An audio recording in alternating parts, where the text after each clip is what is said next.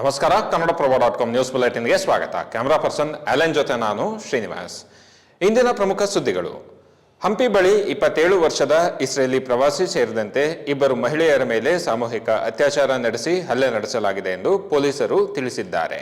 ಮಹಿಳೆಯರೊಂದಿಗೆ ಇದ್ದ 3 ಪುರುಷ ಪ್ರವಾಸಿಗರ ಮೇಲೆಯೂ ಹಲ್ಲೆ ನಡೆಸಿ ಕಾಲುವೆಗೆ ತಳ್ಳಲಾಗಿದ್ದು, ಅವರಲ್ಲಿ ಒಡಿಶಾ ಮೂಲದ ಬಿಪಾಶ್ ಎಂಬಾತ ಮೃತಪಟ್ಟಿದ್ದಾರೆ.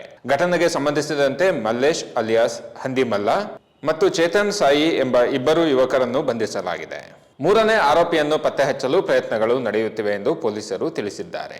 ಗುರುವಾರ ರಾತ್ರಿ 11 ಗಂಟೆ ಸುಮಾರಿಗೆ ಈ ಘಟನೆ ಸಂಭವಿಸಿದೆ. ಭೋಜನದ ನಂತರ 29 ವರ್ಷದ ಹೋಮ್ ಸ್ಟೇ ಆಪರೇಟರ್ ಇಸ್ರೇಲಿ ಪ್ರವಾಸಿ 3 ಪುರುಷ ಪ್ರವಾಸಿಗರೊಂದಿಗೆ ಸನಾಪುರ ಸರೋವರದ ಬಳಿಯ ತುಂಗಭದ್ರಾ ಕಾಲುವೆಯ ಎಡದಂಡೆ ಬಳಿ ಕುಳಿತು ಗಿಟಾರ್ ನುಡಿಸುತ್ತಾ ಸಂಗೀತವನ್ನು ಆನಂದಿಸುತ್ತಿದ್ದರು ಎಂದು ಪೊಲೀಸರು ತಿಳಿಸಿದ್ದಾರೆ. ಪುರುಷ ಪ್ರವಾಸಿಗರಲ್ಲಿ ಒಬ್ಬರು ಯುನೈಟೆಡ್ ಸ್ಟೇಟ್ಸ್ ಆಫ್ ಅಮೆರಿಕದ ಪ್ರಜೆಯಾಗಿದ್ದರೆ ಇತರರು ಒಡಿಶಾ ಮತ್ತು ಮಹಾರಾಷ್ಟ್ರದವರಾಗಿದ್ದಾರೆ ಎಂದು ಪೊಲೀಸರು ತಿಳಿಸಿದ್ದಾರೆ. ನಟಿ ರನ್ಯಾ ರಾವ್ ಚಿನ್ನ ಕಳ್ಳ ಸಾಗಣೆ ಪ್ರಕರಣದಲ್ಲಿ ಈಗ ಸಿಬಿಐ ಪ್ರವೇಶಿಸಿದೆ. ಸಿಬಿಐ ಪ್ರಮುಖ ಅಂತಾರಾಷ್ಟ್ರೀಯ ಚಿನ್ನ ಕಳ್ಳ ಸಾಗಣೆ ಜಾಲದ ತನಿಖೆಯನ್ನು ಪ್ರಾರಂಭಿಸಿದೆ.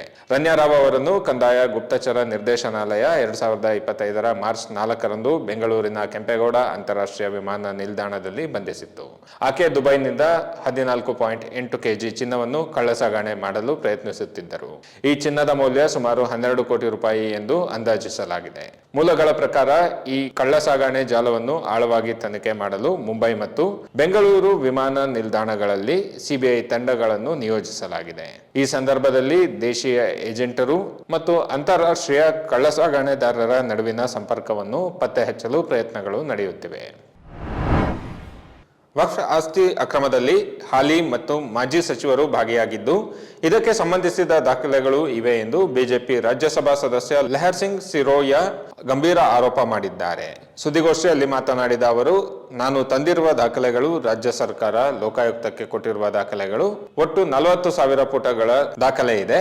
ವಕ್ಫ್ ಆಸ್ತಿಗಳ ತನಿಖೆಗೆ ಸರ್ಕಾರ ಜಸ್ಟಿಸ್ ಎನ್ ಆನಂದ್ ಸಮಿತಿ ರಚಿಸಿತ್ತು. ಜಸ್ಟಿಸ್ ಆನಂದ್ ಎಲ್ಲಾ ಡಿಸಿಗಳಿಗೆ ಪತ್ರ ಬರೆದಿದ್ದರು. ಡಿಸಿಗಳು ಜಸ್ಟಿಸ್ ಆನಂದ್ ಸಮಿತಿಗೆ ಕೊಟ್ಟಿರುವ ಮಾಹಿತಿ ಇದು ಎಂದು ಹೇಳಿದ್ದಾರೆ.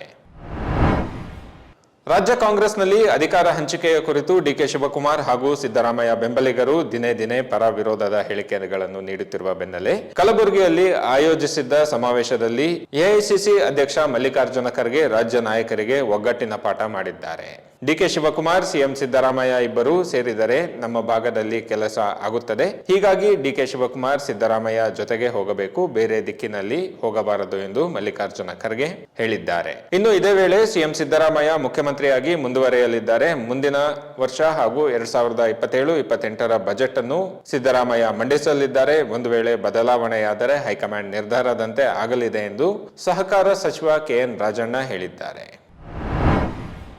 ಕೆಲಸದ ಒತ್ತಡದಿಂದಾಗಿ ಬೇಸತ್ತು ಕೆಎಸ್ಆರ್ಟಿಸಿಯ ಮೆಕ್ಯಾನಿಕ್ ಬಸ್ನಲ್ಲೇ ನೇಣು ಬಿಗಿದುಕೊಂಡು ಆತ್ಮಹತ್ಯೆಗೆ ಶರಣಾಗಿರುವ ಘಟನೆ ಬೆಳಗಾವಿಯ ಡಿಪೋ 1ರಲ್ಲಿ ನಡೆದಿದೆ. ಕೇಶವ ಕಮಡೋಳಿ ಮೃತ ನೌಕರರಾಗಿದ್ದು, ಬಸ್ಗಳ ಪಂಚರ್ ತೆಗೆಯುವ ಕೆಲಸ ಮಾಡುತ್ತಿದ್ದರು. ಸ್ಥಳಕ್ಕೆ ಮಾರ್ಕೆಟ್ ಪೊಲೀಸ್ ಠಾಣೆಯ ಪೊಲೀಸರು ಭೇಟಿ ನೀಡಿ ಪರಿಶೀಲನೆ ನಡೆಸಿದ್ದಾರೆ. ಕೆಲಸದ ಒತ್ತಡ ತಡೆದುಕೊಳ್ಳಲಾಗದೆ ಕೇಶವ್ ಆತ್ಮಹತ್ಯೆ ಮಾಡಿಕೊಂಡಿದ್ದಾರೆ ಎನ್ನಲಾಗಿದ್ದು, ಅಧಿಕಾರಿಗಳ ವಿರುದ್ಧ ಮೃತ ಕೇಶವ್ ಕುಟುಂಬಸ್ಥರು ಆಕ್ರೋಶ ಹೊರಹಾಕಿದ್ದಾರೆ. ಇವು ಇಂದಿನ ಪ್ರಮುಖ ಸುದ್ದಿಗಳು. ವಿವರವಾದ ಸುದ್ದಿಗಳಿಗಾಗಿ ಕನ್ನಡಪ್ರಭ.com ನೋಡಿ. ನಮಸ್ಕಾರ.